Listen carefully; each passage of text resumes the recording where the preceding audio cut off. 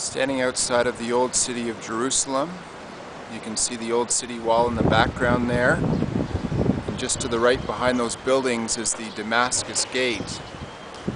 And in Hebrews 13 verse 12 it says that Jesus suffered outside of the city gate.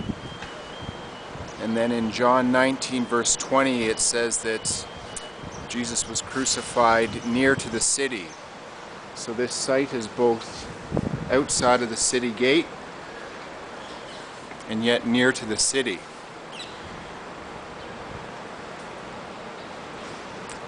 Matthew, Mark, Luke, and John all identify the place where Jesus was crucified as the place of the skull.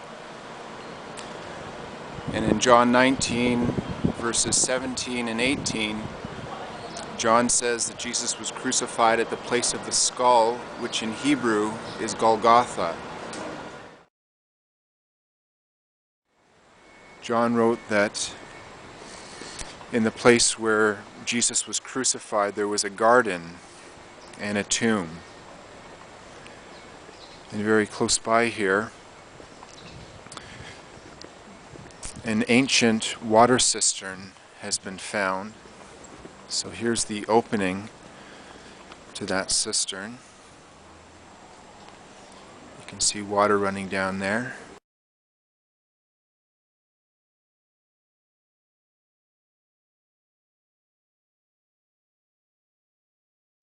Also discovered at this site is an ancient wine press.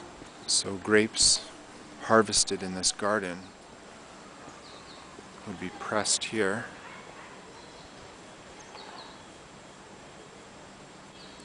And archaeologists date this as being approximately 2,000 years old.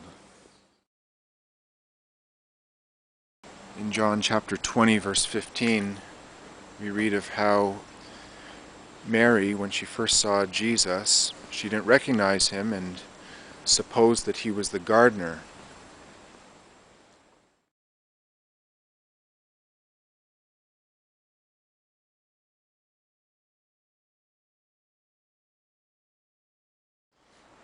So this is a tomb which has been found here, hewn out of the rock, and it's in Matthew chapter 27 verse 60 where it specifies that the tomb in which Jesus was buried was hewn out of the rock. And the floor here as well as the tomb itself are all of one stone. Scripture says that this place belonged to Joseph of Arimathea, and Matthew specifies that he was a rich man, and that's in Matthew 27 verse 57. So obviously to have a tomb of this sort you'd have to be rich, considering the type of tomb and its location in this garden. And Scripture speaks of a stone that was rolled in front of the entranceway of the tomb. And you can clearly see here a channel or a trough which would have enabled the stone to be rolled back and forth. And it also speaks in the book of Matthew of how a seal was placed on the tomb. You can see the remains of what appears to be a seal.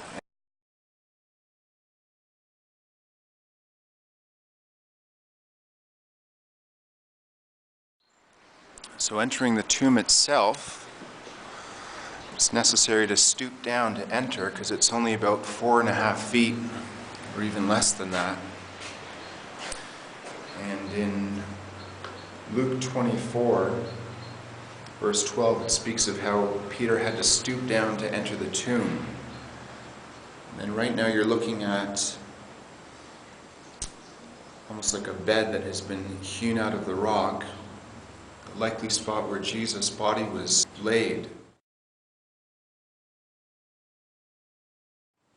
The woman who came to the tomb found angels here, one sitting at the place where Jesus' feet had been, and another where his head had been.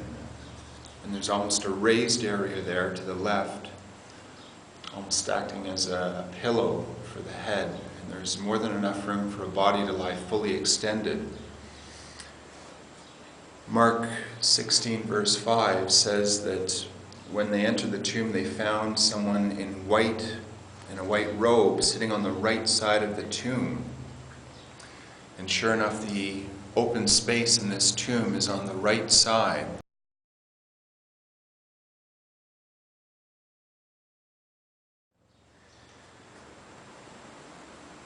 You can also see here a place for another body to be laid, but it was never completed. At the foot there, it hasn't been fully carved out as it has been on this side. And John 19, verse 41, specifies that the tomb in which Jesus was buried was a new tomb in which no one had yet been laid.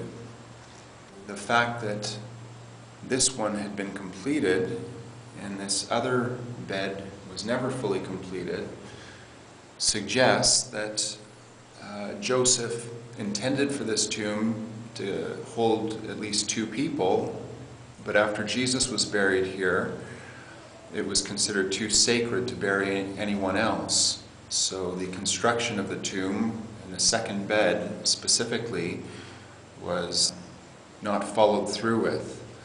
So for numerous reasons, with the different lines of converging evidence, this seems to be the place where Jesus was crucified, buried, and where he rose again.